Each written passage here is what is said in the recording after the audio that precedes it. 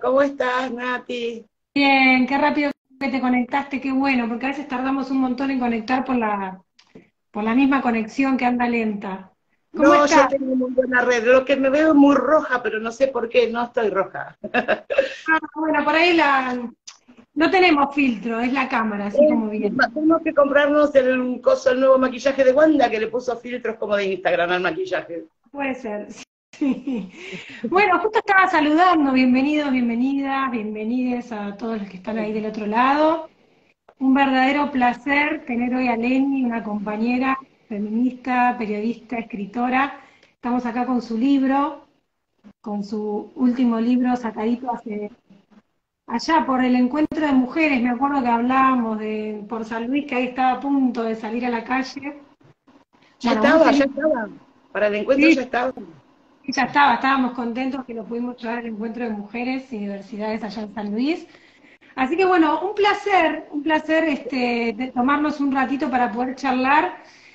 Un poco releyendo tu libro, todas las temáticas que aparecen se actualizan día a día, porque bueno, la realidad sigue siendo cada vez más profunda, ¿no? Cada vez hay más necesidad de hablar de ciertas cosas que aparecen en tu libro y que continuamente se están problematizando y están continuamente apareciendo en diferentes lugares. Pero quería, como para que la gente que se va conectando te conozca, bueno, Leni desde el año 79 que vive en La Pampa. Me interesa muchísimo tu punto de vista como mujer feminista trabajadora desde el interior del país, ¿no? Desde el territorio. Me parece que es importante teorizar sobre el feminismo, pero también hacer pie sobre esos lugares donde quizás no son visibles, ¿no? Y quizás vos tenés esa experiencia de conocer cuál es el territorio del interior y creo que de ahí un poco también surge ese movimiento que te lleva a vos a escribir y a hacer lo que haces. Contarnos un poquito eso, de dónde venís, de qué territorio venís, cómo viene siendo tu trabajo como Mi, periodista. mi trabajo, mi formación, si bien tengo formación como periodista, mi formación con esta sensibilidad, digamos, social o con este compromiso viene justamente desde el territorio, desde el aprendizaje en el territorio. Sí, bien siempre lo mío fue la comunicación. De hecho, primero estudié psicología porque tenía una intención de hacer un trabajo que tuviera que ver con lo social, con lo territorial, con lo humano, con las personas. Y no, cuando estudié psicología llegué a segundo año y no era por ahí.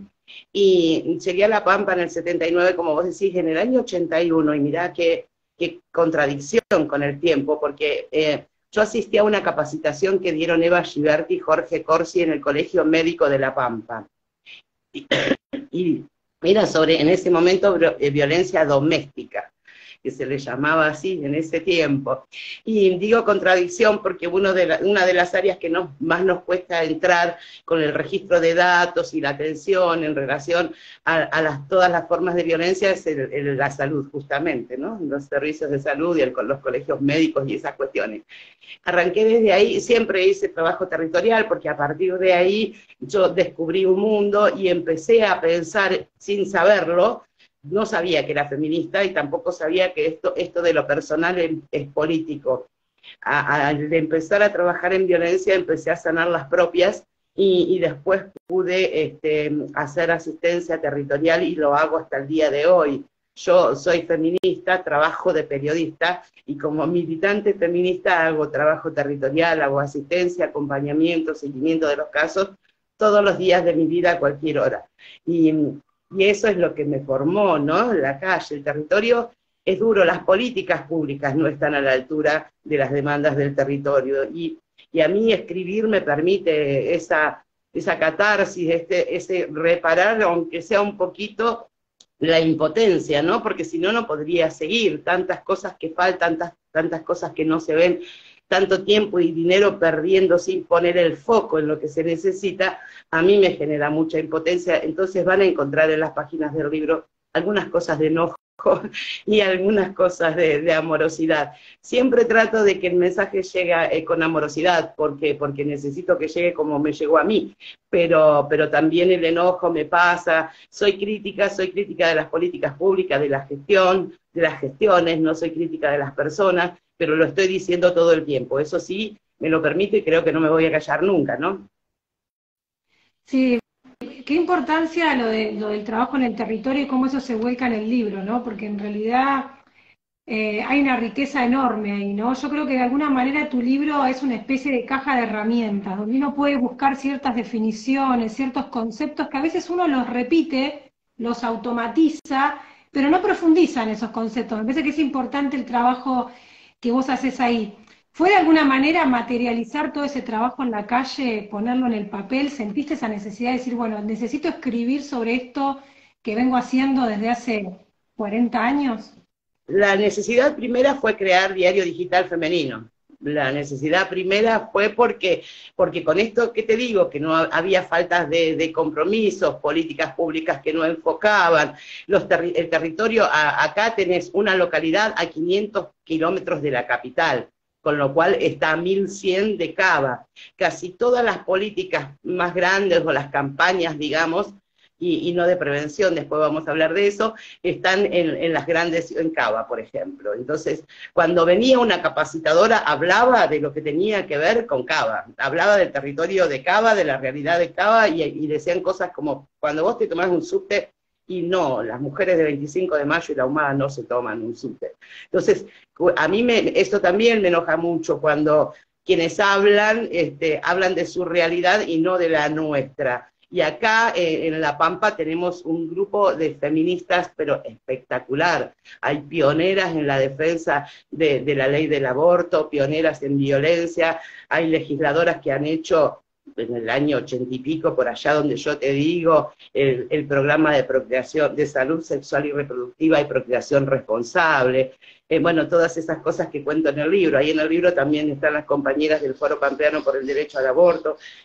Bueno, entonces, mi primera necesidad fue, como te decía, crear Diario Digital Femenino porque me encontraba con información que no tenía que ver con nosotras o con información errónea.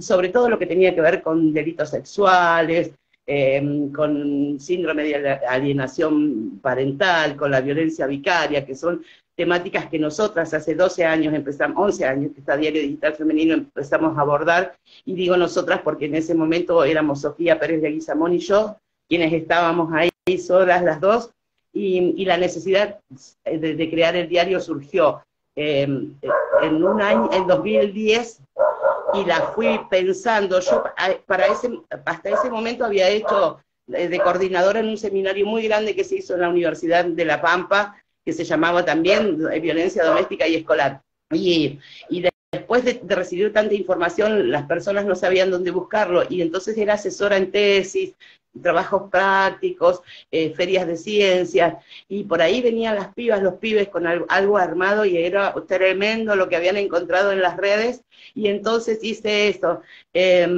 fui y armé me pensé el diario en la cabeza para que pudiera, para seleccionar información, porque no es solo producción nuestra, es información, recopilación de información de otros medios, voces de otras compañeras, y volcarlo todo ahí. Ahí fue la primera necesidad. Y la del libro surgió así, como de la nada, trabajando con la compañera que hace edición, corrección, en el diario. Ya después fuimos creciendo, ahora somos un equipo de 7, fue cómo hacemos para contar todo esto un poquito más.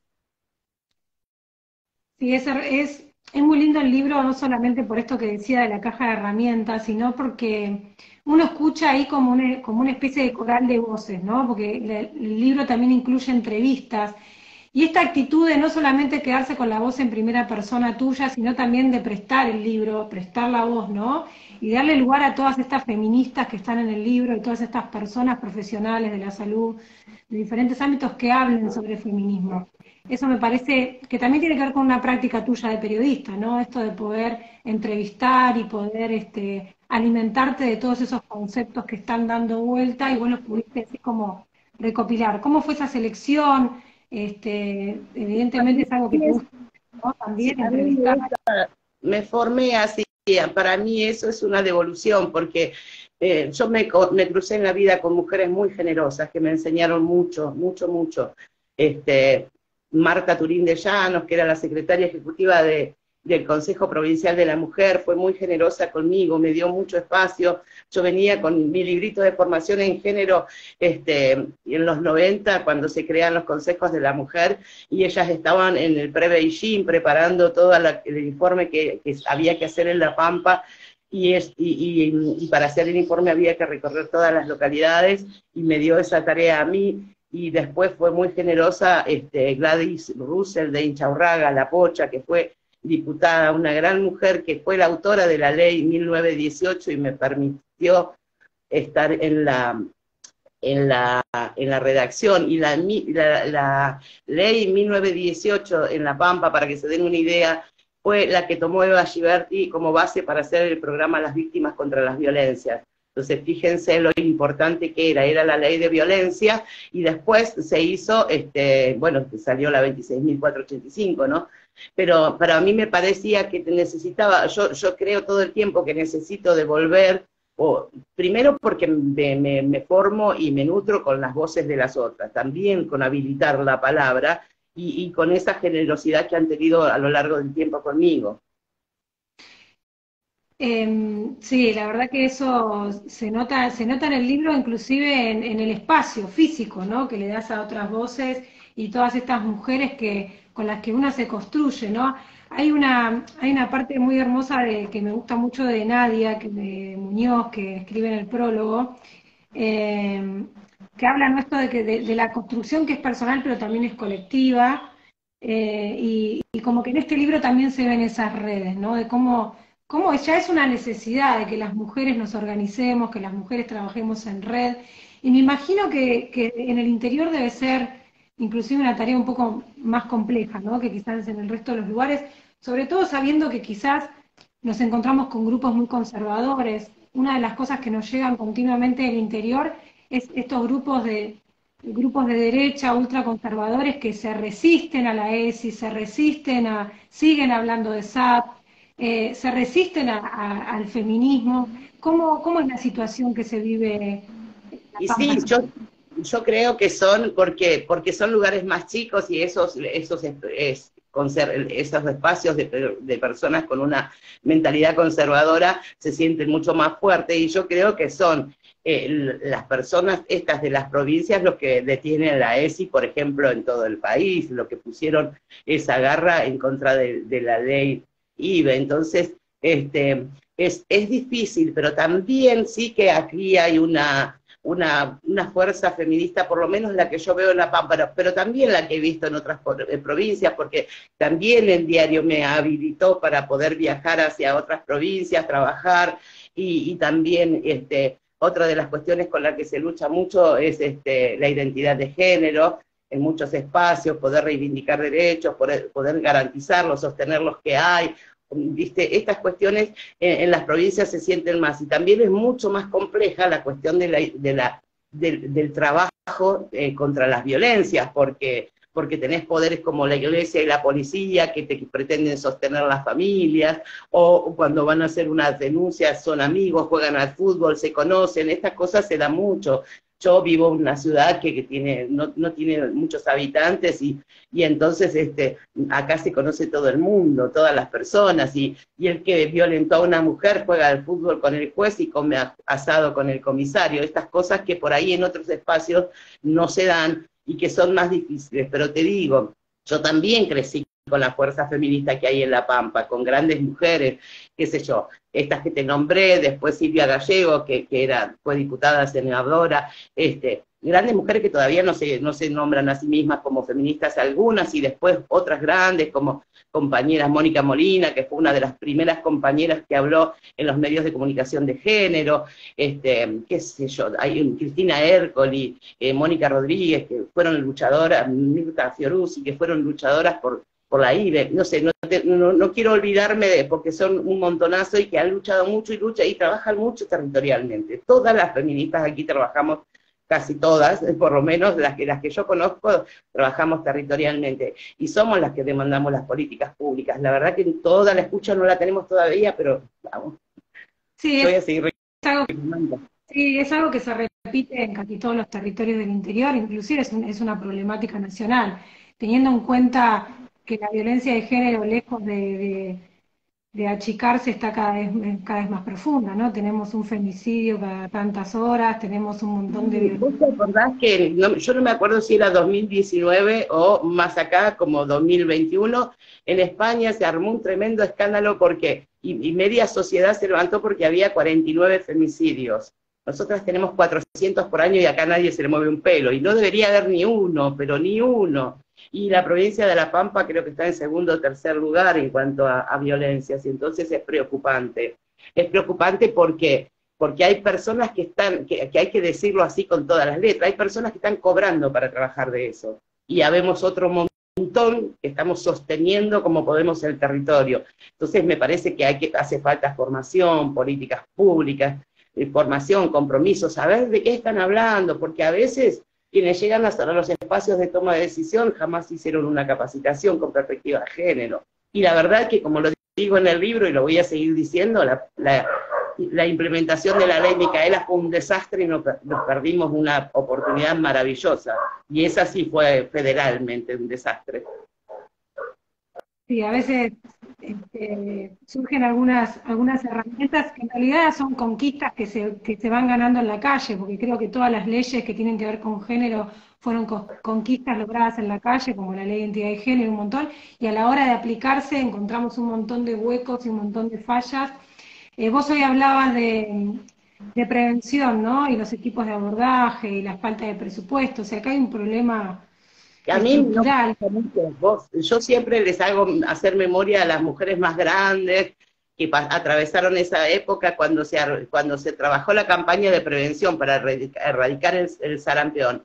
No había un lugar en ningún lugar del país, no había un espacio donde no llegara la campaña. Era por folletos, por spots radiales, por la tele, por las personas circulando la información en la calle. Y si vos te pones a pensar hoy, no hay una sola medida de prevención para evitar las violencias. Todas las medidas que hay son para después.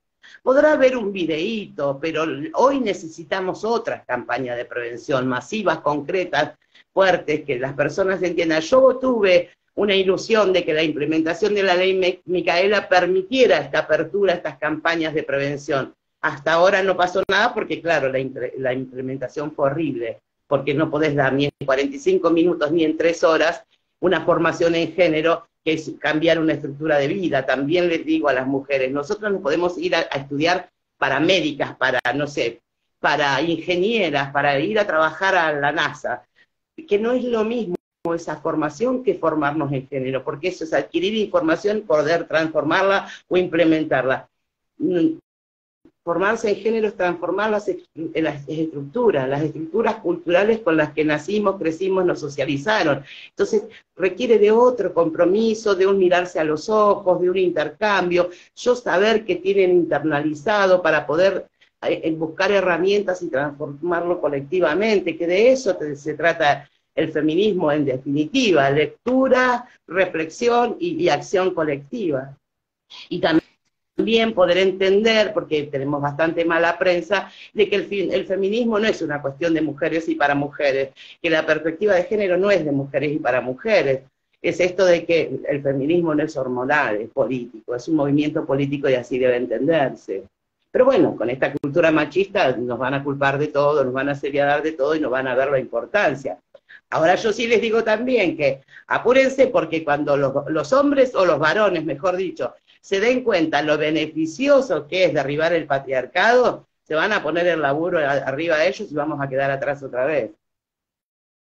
Sí, en esa lucha que lleva adelante el feminismo, que no tiene nada, que no tiene solamente que ver con las reivindicaciones y la conquista de las mujeres, están las infancias, ¿no? Que es algo que se está empezando a hablar cada vez más, pero que al mismo tiempo yo siento que no hay tantas herramientas para abordar la temática de las infancias, ¿no?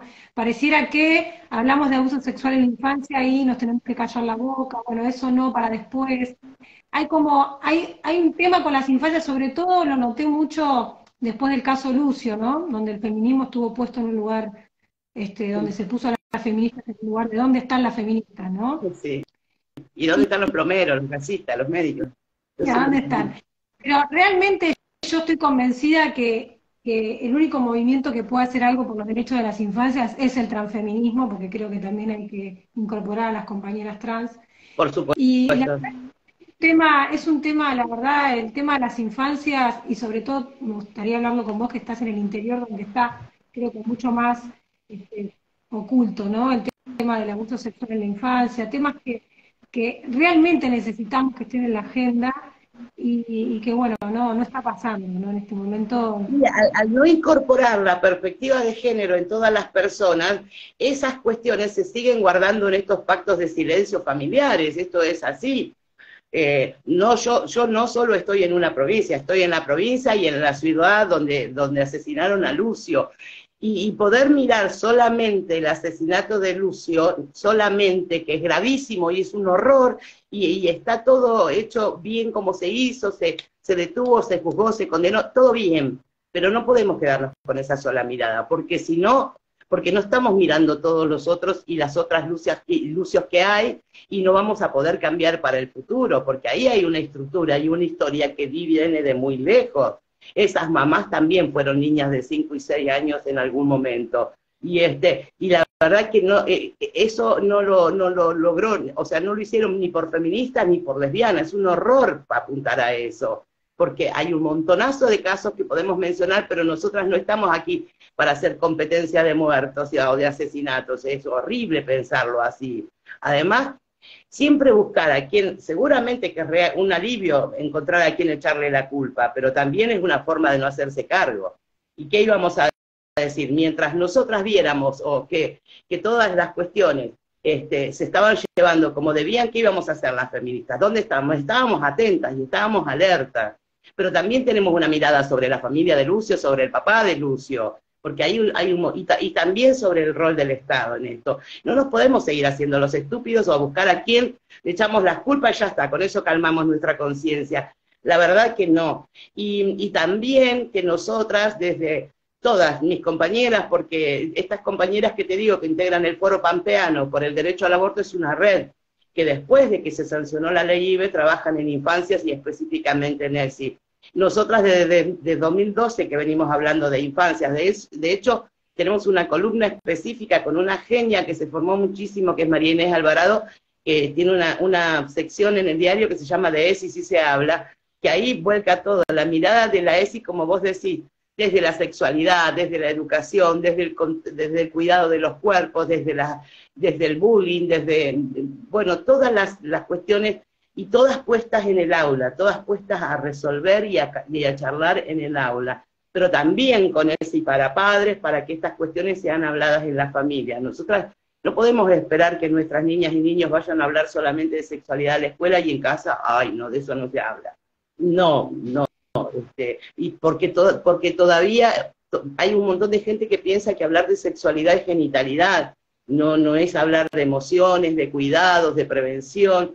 Si todas las niñas y niños tuvieran ESI en la escuela, podrían sacar la cuenta que yo saco hoy con el feminismo, que digo que a mí el feminismo me salvó la vida, pero ojalá lo hubiera tenido a los 6, 7 años, porque me hubiera ahorrado el 70% de las violencias que atravesé. Entonces, me salvó la vida literal. Entonces digo, no podemos minimizar estas cuestiones. No podemos, nosotras en La Pampa tenemos alrededor de 100 abusos por mes.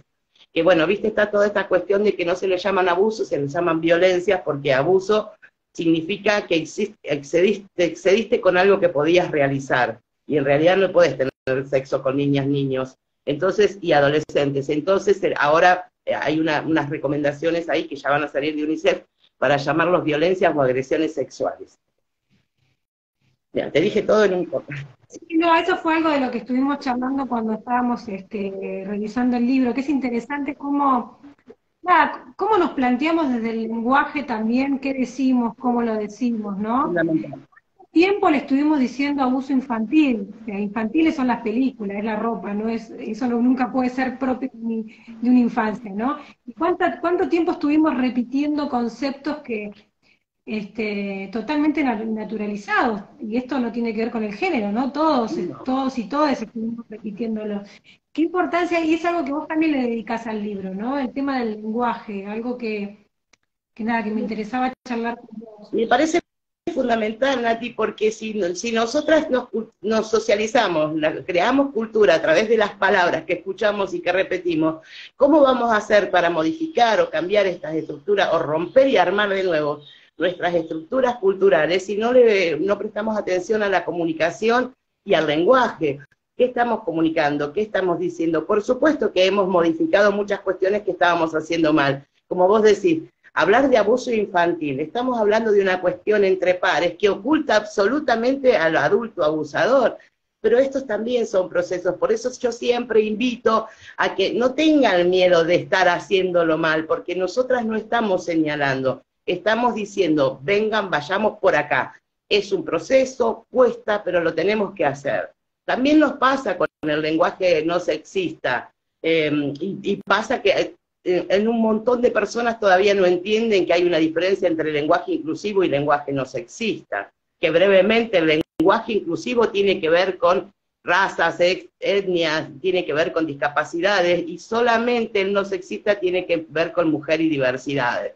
Entonces, cuando hablamos de lenguaje inclusivo, metemos todo en la bolsa, hasta hay proyectos de ley para eliminarlo. Entonces me pregunto, ¿en serio vos querés eliminar los audios y los subtítulos en los videos? ¿En serio querés eliminar que una persona no tenga un intérprete, una persona de pueblos originarios no tenga intérpretes en el área de salud o en el área de justicia para poder defender sus derechos o hacerse atender? No sé, ¿en serio vos no querés que haya lengua de señas en la televisión? Y eso es lenguaje inclusivo.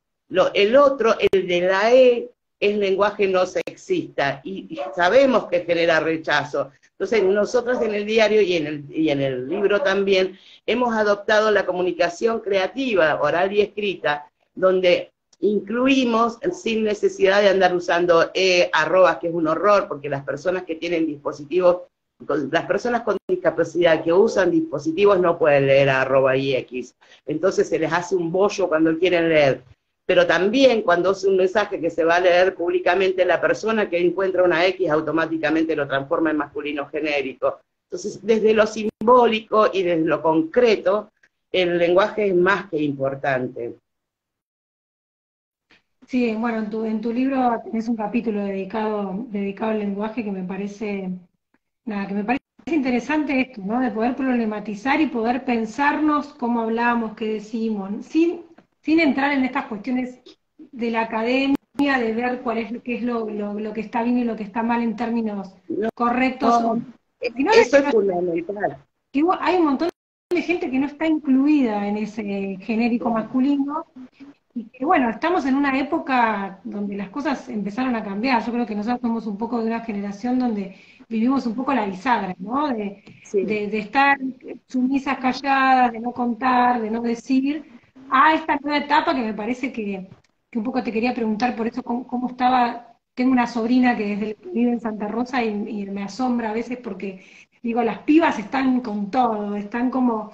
Y esto, como las nuevas generaciones nos están dando como un nuevo aire, ¿no? Sí, es hermoso. A mí me gusta, bueno, como esto que tengo de compartir y de habilitar la palabra, me gusta mucho trabajar con las pibas. De hecho, el equipo en el diario son todas más jóvenes que yo, y también me gusta trabajar con las mayores, con las viejas, ¿no? Yo tengo un grupo de compañeras de la Revolución de las Viejas que son lo más del mundo y que también me siguen enseñando el camino, y aunque no tienen tantos años más que yo, y las pibas es fundamental poder escucharlas. Ahora estoy haciendo un relevamiento que no sé para dónde va a ir, si va a ir en un libro, en una comunicación en el diario, un trabajo con María Inés que tiene que ver qué están percibiendo concretamente las pibas con respecto a la ESI, porque si vos vas al Ministerio de Educación te dice todo el mundo que la están aplicando, que son fantásticos, maravillosos, pero quiero saber qué perciben ellas.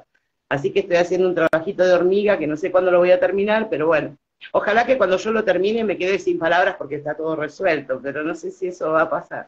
Pero a mí siempre me importa que las personas sepan que todas estas cuestiones son procesos, que no están afuera, que estamos todas juntas y que tenemos que empujar para el mismo lado para cambiarlo, porque es beneficioso para todas.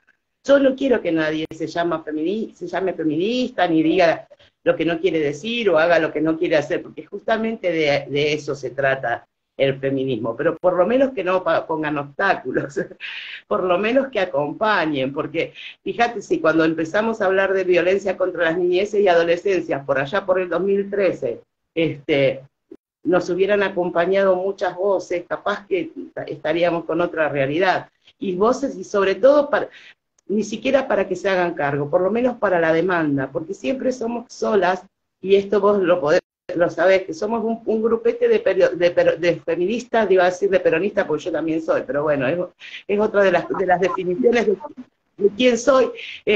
No hay mucha diferencia entre uno y otro, pero este es para otro programa. Digo, por lo menos para acompañar en las demandas, porque siempre son cuatro locas, y esas son cuatro locas que aprovechan para descalificar, desacreditar, inhabilitar la palabra, y después de 10 años te dicen, che, qué razón tenía. ¿Vos te imaginás yo con 23 años hablando de género en una redacción de 23 personas donde todos eran periodistas de oficio? Y digo todos porque la mayoría eran varones. Era ir a sufrir, era ir a que te maltrataran concretamente. Era muy difícil. Sí, bueno, eso es una realidad que existe hoy, Leni, porque nosotras porque trabajamos en medios independientes, pero nosotras, bueno, tanto a Florencia Silva, que es mi compañera, somos las dos mujeres dentro de Sudestada, nos pasa que todo el tiempo nos están escribiendo compañeras de medios hegemónicos, que es su laburo, y le dicen, no, de esto no puedes hablar, vos te callás la boca. Hay un juicio donde hay, no sé, caso, no sé, Lucía Pérez, y mandan un varón, por ejemplo. Sí. No las dejan escribir. O sea, es una realidad que parece que viene del siglo pasado, pero que sigue ocurriendo, donde las compañeras, hay un montón de periodistas que están amordazadas, y es tremendo que esté pasando hoy, en este contexto donde supuestamente hemos ganado un montón de terreno, que haya compañeras que tengan que ceder su espacio, su palabra, para darle un varón para que opine sobre cuestiones de género. Y nos pasa todos los días. Realmente creo que realmente se necesita un cambio en los medios de comunicación. La perspectiva de género es algo yo el otro día leía una tapa de un diario pampeano, justamente, que decía que un hombre había tenido sexo con una nena de 14 años. Entonces está diciendo, o sea, no, eso es abuso, llamemos la cosa. Hay algunos medios digitales que la verdad, bueno, ahí parece que entre la Secretaría de la Mujer y el Estado están viendo cómo poder regular eso, hacer desde el Estado una especie no sé, de observatorio o algo. Yo no digo elaborar sanciones, pero sí algunas recomendaciones, eso es urgente de hacer. Los medios de La Pampa, los de papel, no tenían mujeres en sus redacciones, ahora La Arena tiene el 50 y el 50% de mujeres, y son pibas que vienen de la carrera de la Universidad de La Pampa, de la licenciatura en comunicación, que es muy hermosa. De hecho, mi hijo se recibió ahí y es licenciado en comunicación con perspectiva de género porque tuvo la posibilidad de enfocarlo hacia ese lugar y de hacer su tesis sobre género y educación. Entonces, es como que hay una apertura, pero sí es cierto que lo que sucede en las redacciones, sí, yo integro además la Red Internacional de Periodistas con Visión de Género, y bueno, la integran más de 30, 35 países, y también ahí la realidad de las mujeres periodistas feministas es un horror. A nosotros acá nos maltratan, en otros países las matan directamente, y eso, cuando nosotras podemos sumar la lucha, las voces y los reclamos, me parece que se genera un cambio. Si yo te tengo que decir que vivía en los 90, en el 2000, cuando venía con el librito de género y no me escuchaba nadie, y con mi jefa que estuvo en la conferencia de Beijing, imagínate todo lo que la absorbimos y todo lo que le sacamos, que estuvo sentadita ahí en la primera fila, en la que en ese momento era mi jefa. Entonces, hasta ahora, si yo hago una evaluación, hemos avanzado un montonazo. Lo que no se avanzó en los dolores y en los daños, porque también en esto hay quienes descubrieron que hay un negocio. Entonces salen a capacitar o salen a asistir sin haberse formado y no se dan cuenta que pueden provocar un daño y también dañarse a sí mismas. Esto también es importante que lo podamos revisar. No cualquiera puede dar una capacitación en violencia, no cualquiera puede dar una capacitación en género, no te habilita un título de abogada, psicóloga, porque sabemos que las universidades no hay formación con perspectiva de género, así que de arrancada ya venimos mal. Si la pudiste hacer afuera y te pudiste formar bien, sí, pero que hayas sido víctima de violencia a 20 años no te habilita, porque si no sanás tus propias violencias y reparás, no podés ayudar a nadie, y además te podés dañar mucho más. Sí, y imagínate, bueno, igual vos lo conocés, ¿no? La falta de perspectiva de género y formación que hay en otras instituciones, ¿no? La violencia institucional que hay desde la piba que te atiende en la salita cuando vas con una urgencia o vas a la comisaría y que realmente no tienen las herramientas para resolver, ¿no? Y también creo que No, cuando hablas de políticas públicas tiene que ver con eso, con poder resolver esas instituciones, porque uno habla del Estado como si fuera algo, bueno, no sé, no, global, pero pero mira, es es la un horror. policía. Un día tuve que correr a un centro de salud, acompañar a una piba, porque va acompañada, unos 30 años tiene, la compa trans, y va acompañada con una piba de 16. La piba de 16 se acerca a la atención al público y le dice, por favor, cuando la llames, llamala por el apellido. Este aquí, que la que está atrás del escritorio divina, cuerpo hegemónico, esa belleza hegemónica ahí, atención al público, cero sensibilidad, la tiene que llamar, la ve que era Susana, y la llama con toda la boca Roberto. A ver, la piba se quebró, se desarmó, no es su decisión cambiar el DNI, todavía no tiene por qué. Entonces cuando la acompañante va y le reclama, te pedí por favor, bueno, yo el laboratorio no la puedo registrar con el nombre que a ella se le ocurra ya. No podemos a esta altura de la vida, con una ley que nos ampara, no te escuchen a ti. No, que hay una ley. A mí cuando me dicen eso, yo viví una situación parecida, pero con una compañera trans que falleció y ella no quiso cambiarse su DNI. No tiene por Y, qué.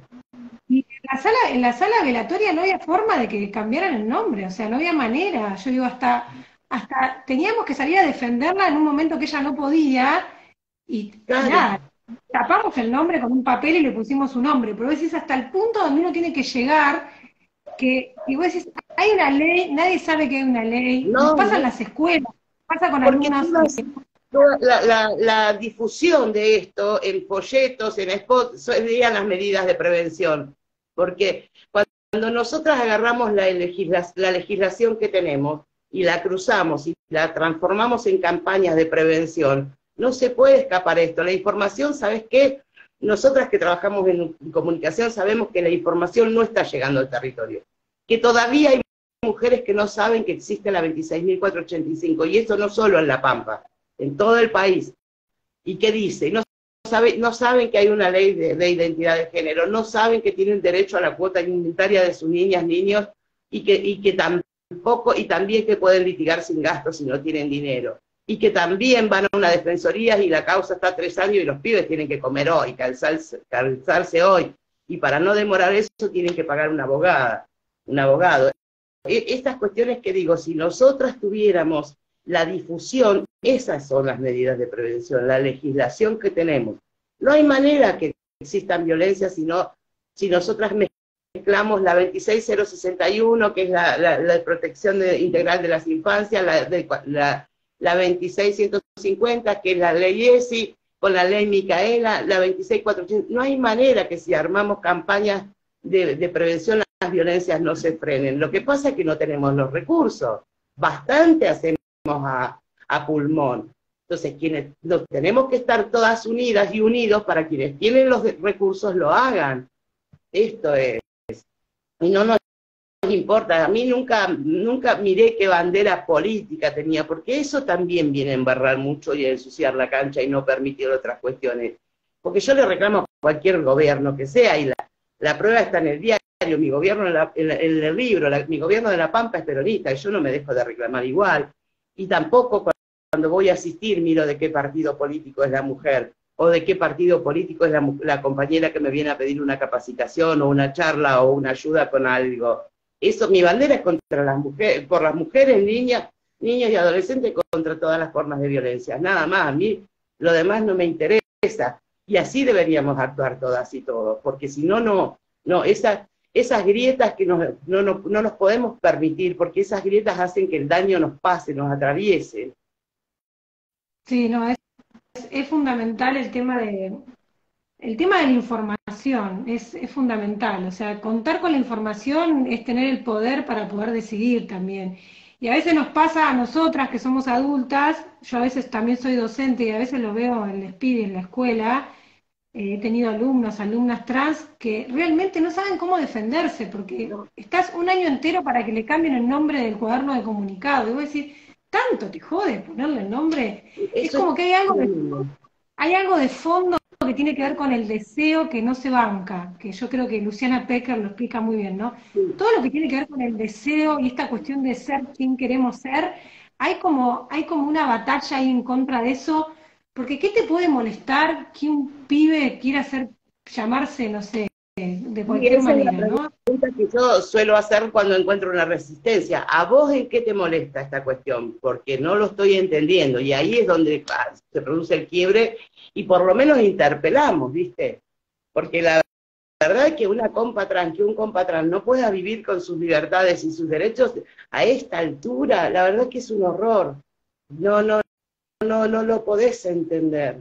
Entonces te salen con barbaridades que no vale la pena ni repetir y que no tienen acceso a un trabajo y que el acceso a la salud es re difícil y que tienen que andar explicando qué genitalidad tienen, pero a ver, igual que las personas que son no binarias, no tienen que andar explicando, no tenemos que andar explicando nada de cómo vivimos, no tenemos derechos y somos personas, todas, punto. Sí, sí, porque nadie está explicando por qué es heterosexual o por qué usa cosas. Claro, Son yo no cosas que tengo no. que explicar nada. Bueno, nosotras hemos tenido que explicar si íbamos a tener pibes, si no, todo. Porque nosotras, lo que están pasando las compas trans con otras discriminaciones, las pasamos por nuestro género, ¿no? Si estamos en edad de procrear, si vamos a tener pibes o no, si nos íbamos a embarazar o no. Estas cuestiones las pasamos a la hora de tener un trabajo, pero a ella es mucho peor, ni siquiera un acceso. Sí, Y no, ahora habría que poder cruzar la ley de cupo laboral trans con el convenio 190 de la OIT, porque ahí hay una lectura interesante para hacer, porque el convenio 190 de la OIT, con su recomendación 206, que es como los lineamientos, ahí te dice que violencias laborales no tolerar y que nacen desde que salís de tu casa a presentarte a un trabajo hasta que volviste. Entonces, estas discriminaciones y estos maltratos por tu identidad de género, por lo que fuera, se pueden denunciar en el marco del convenio, te protege. Y Argentina adhirió el 23 de febrero del 2022. No hemos logrado que todas las provincias adhieran, sus razones tienen, porque les conviene a abogados encuadrarse solo en la 26485 porque no es tan completa ni tan amplia, pero Jujuy adhirió y alguna localidad de la provincia de Buenos Aires nada más, pero tienen que adherir todas las provincias y esa es la lucha urgente ya que tenemos que realizar como feministas, como ciudadanas, como ciudadanos, en pos para erradicar la violencia laboral, que también es otro temón. sí, que las compañeras trans son las que más la sufren porque la verdad que es tremendo lo que se enfrentan cada vez que tienen que ir a buscar un trabajo. Eh, Sí, son cosas que hay que hablar y hay que encontrarle la salida colectiva. Me parece que Sí, no hay no hay. otra, siempre es colectivo, todo es colectivo, toda construcción es colectiva, no hay otra manera, que nosotras que unidas nos fortalecemos ya la tenemos re clara. Se nos pasó la hora volando y yo quería que me cuentes un poquito, sobre todo para las personas que nos están viendo, después esto va a quedar grabado.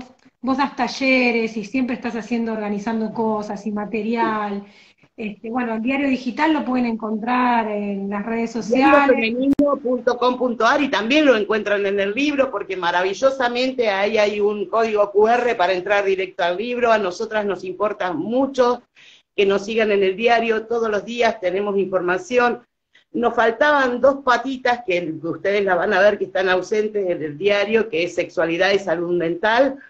Hoy arrancó la columna de sexualidad y en los primeros días de abril arranca la columna de salud mental con una compa psicóloga que es grosísima y también con muchos años de experiencia territorial y de consultorio.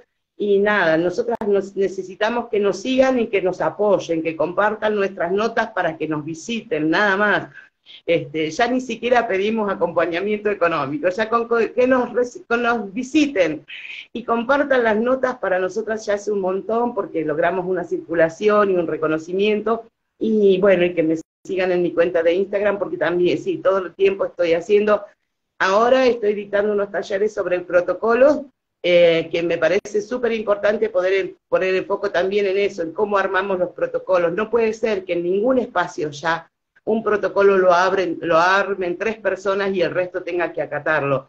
Nosotras tenemos experiencia de que debe haber como 200 guías de comunicación, arrancando por el libro, el Manual de Género para Periodistas de Silvi Molina, que no lo leyó, no lo han leído nadie, porque sabemos que los compañeros varones periodistas no lo han leído porque nos damos cuenta. Entonces, un protocolo en una empresa que lo arme la parte de legales y que pretenda que baje, no, un protocolo de intervención para terminar con las situaciones de violencia en las empresas tienen que hacerlo desde el gerente general hasta el cadete, porque si hay un equipete así chiquitito formado para intervenir en cualquier situación de violencia laboral o del tipo que sea, porque también se pueden recepcionar otras, si hay un grupito chico, cuando llega el caso al gerente lo va a arruinar porque no sabe ni de qué están hablando. Entonces, los protocolos tienen que ser de elaboración colectiva y que va a ser como un repaso y una profundización de la ley Micaela que no tuvieron. Entonces, ahora estoy dando sobre protocolos, también el 25 voy a dar otro curso que hay becas, inscríbanse, busquen en mi muro, y ¿cómo se llama acá? Bueno, en fin. Sí.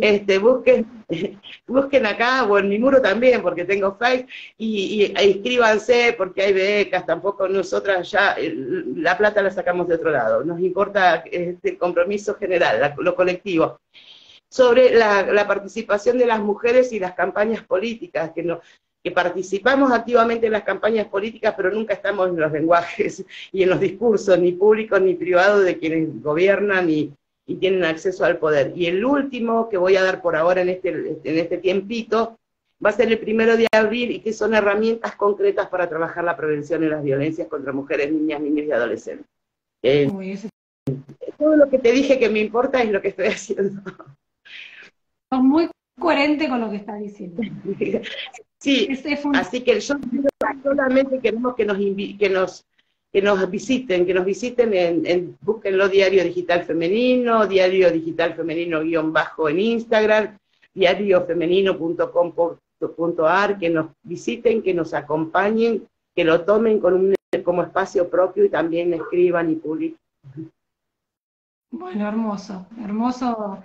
De a poquito se va avanzando. Yo creo que, nada, a pesar de la adversidad y de todo el contexto, creo que sabemos que nos tenemos entre nosotras, y eso es importante. A veces con una mirada, con una compañera que ni la conocemos, que nunca la vimos, ya nos miramos y ya compartimos un poco. Sí, eso hablábamos con Moni Bacaro, que tuve el placer de estar. Voy a estar en General Pico presentando el libro también. En el Congreso de Psicólogas y Psicólogos. Hablábamos con Moni Bacaro esto, de que nosotras nos miramos y nos transmitimos las alegrías, las vulnerabilidades, los dolores, todo, ¿viste? Y lo resolvemos con un vino y una pizza. Yo soy muy de aquelarre, muy de juntarme con compañeras, muy de comidita y vino, y porque nosotras no somos unas aburridas y unas amargadas que estamos siempre enojadas. Y métanse en el mundo del feminismo, que van a ser muy felices. No, es que tenemos derecho a disfrutar también con todo lo que nos pasa. Disfrutarlo. Tenemos derecho a disfrutar, así que y a desear y a tener placer, y todo lo que nos han negado durante tantos siglos, descubrimos que tenemos derecho, así que lo vamos a utilizar. Bueno, Leni, te agradezco un montón. Quiero después, la próxima, que si tu compañera se suma y hablamos de salud mental, es el tema del momento. Creo que anda Moni por ahí metida, mira, yo creo que la vi al pasar, así que estaría muy bueno eso. No, estaría bueno porque es una problemática, otra problemática que nadie habla y que necesitamos. Bueno, ahí está Norma Loto también. Esa es una cuestión territorial. Norma Loto, ay, la amo. Todo, mucho de lo que aprendí de lenguaje y comunicación lo aprendí de Norma. Es que Nor es una brillante, una genia. También sigan a Nor, porque nada, que además tiene esa calidez, esa cosa tan hermosa, viste que, no sé, yo formo vínculos con las personas y amo a mis compañeras y me siento tan orgullosa de ser un pedacito de su vida, y te agradezco mucho a vos porque has sido muy generosa conmigo, muy amable, muy amorosa, y no nos hemos podido ver personalmente, todavía no me llegó la remera. Tengo que ir a La Pampa, que es mi lugar de origen. Tengo que ir, así Dale, que ya nos vamos a ver, ya nos vamos a ver en algún momento, agarro el auto y arranco para allá. Que allá mi dale, ya familia me está reclamando porque me falta, hice toda la gira por arriba, Pico, sí, Pared faltó. y todo eso, me falta la de abajo, así que ya voy a ir y podemos ir de gira juntas ahí, por Dale, ahí. Bueno, dale. un abrazo enorme y bueno, nos veremos pronto.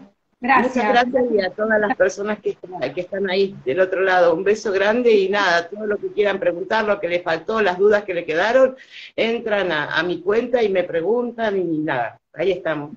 Un beso enorme. Gracias y cariño a toda la gente de Sudestada. Gracias, igualmente para vos.